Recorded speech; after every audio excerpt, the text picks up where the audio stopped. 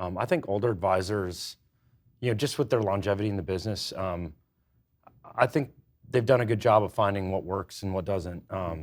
Sometimes path of least resistance type things that, a younger advisor could come in, be really ambitious and kind of green and be spinning tires a little bit, whereas, some of the more tried and true methodologies are just gained by experience and longevity in the business. Yeah.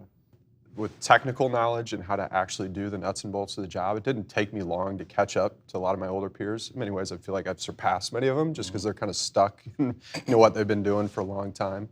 But the one thing that I've noticed that they are all significantly better than I am at is having empathy. I mean, they've just been through so many different experiences, and they can relate in a lot of ways to clients that maybe I am not able to as well.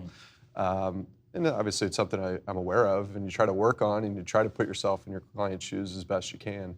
But that's something that navigating those difficult situations with clients, they're much more skilled at that, and it's something that I think just takes time. I think there's something to be said about, the empathy and just the experience.